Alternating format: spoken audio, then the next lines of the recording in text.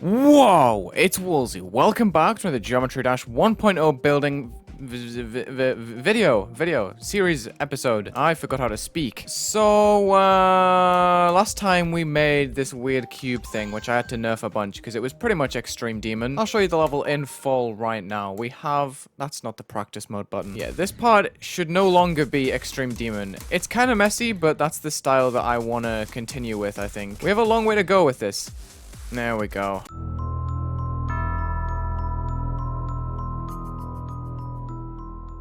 Okay, structuring idea for this video. You can't layer in 1.0. This doesn't exist. So I'm gonna have to try and manipulate these dots by placing them in spaces where they don't actually get covered up by another block. Otherwise, they're just gonna go underneath like this eventually and just look ugly. So I gotta be smart. I'm gonna try and make a curve. That's a curve in my opinion. Now I can reuse this with different orientations, hopefully in spots where the player's not gonna touch, as little structures for these spikes to sit on first and foremost. I'm pretty sure those spikes exist. Let me just double check. Wait, I haven't used them at all. That might mean that they don't exist. Okay, well, I guess I'm using these. Okay, well, it only makes sense that I double them up in that case. This fits in the gap pretty well. So I'm gonna try and cleverly structure this. Oh, does it look better on flat? I think it does. Like that, yeah. Basically, I'm just gonna try and use the dotted lines to make creative structures. And I've already failed this task, haven't I? What is up with me today? We are going to be jumping through this gap, I do believe. So how on earth am I gonna make a platform using these dotted lines? Unless I just start them out with dotted lines and then put an actual block like this, and then we can... Oh, okay, this is tough. This goes kind of hard. With some clever copy paste, we can reuse the structure that we made earlier. I just spaced this block into the exact point this block occurred. We have a spike, but then we're gonna extend onto the platform that we agreed existed. Okay, cool. And we can blend. We can blend. The structures like these are allowed to exist in this world. Oh boy, this is getting intense. So let me just show you what I mean. In game, we have a black background, so we're gonna have dotted lines like this. Oh, that's pretty. It's pretty. Oh yeah. Provided that we put a spike underneath our orb too, maybe in a fashion like this, we can probably, and I say probably because I haven't actually thought about what I'm gonna do yet, put some sort of dotted line.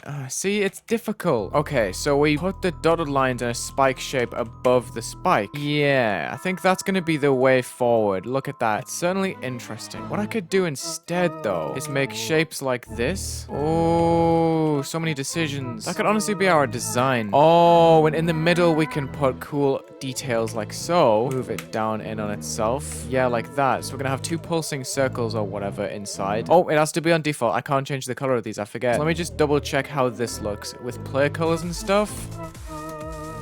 Ah, it's not bad. It's not bad. I like this. Timing becomes stupidly hard with those spikes there, I just realized. Okay, so my goal becomes making non-buggy gameplay while also using the dots with the biggest real hitbox in the world.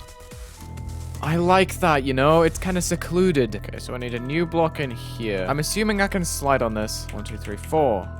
1, 2, 3, 4, 5. Okay, we're making a smooth curve. It's not exactly the smoothest, but it works. Wait. We could start curving upwards too, I think. 1, 2, 3. 1, 2, 3, 4. Something like that. So you gotta jump onto this block, which I can then flip around. So we have a platform to jump here with a double spike on the end. Just to make it clear that you're actually supposed to jump this. Oh, we could flip it this way too. Please say this jump's possible, dude.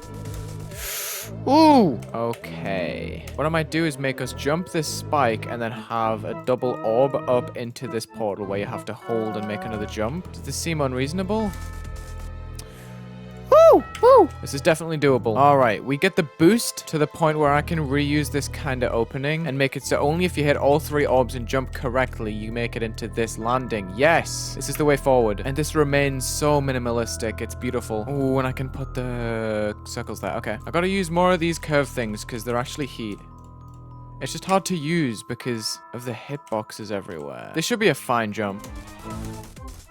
Oh, it's possible. All right. So interesting, dude. I'm going to stunt these a little bit in their height. So they're kind of bunched up. And we can maybe use these in different places, like right here along the side of the gravity portal. The hardest part about this so far is not really the structuring. It's more so how to use these blocks without making the level unfair for the player. Because look, if I go into normal mode right now, the difference between the hitboxes of the level and the actual visuals you get in the level without them. I mean, look.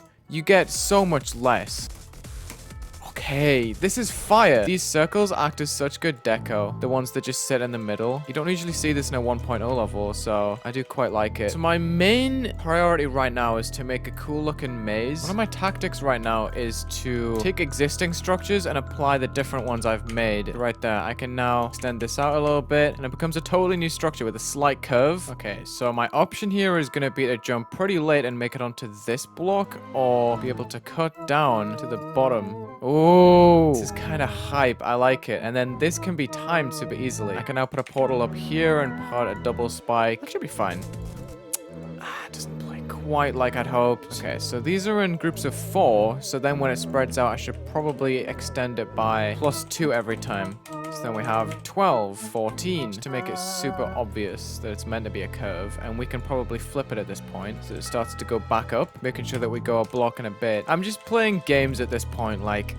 I don't really know what I'm doing. None of this is really designing. Okay, so if you go the top path, you're gonna die. You're gonna go down this cave and there's gonna be no way out. If you go this way and you jump in between those spikes. Oh, that's a little bit difficult. Hold on. I'm gonna indicate that. Lol. To extend this a little bit more, then I should be able to have a jump at the very end. Oh, that is cool. We can reuse this diamond thing and make it the actual way to go. Just a bunch of these, like, down here as well. So just finding your way through a mess. That's so nice in my head. I'm assuming this plays awfully, by the way. I have no idea. I haven't been playtesting it whatsoever. Everything I've put down so far has been for the sake of a maze to look cool. Oh, wow. That timing sucks too.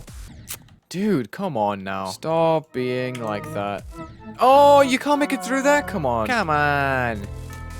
Oh, God, you can't make that jump. Oh, boy. Okay, so I wonder if I can have...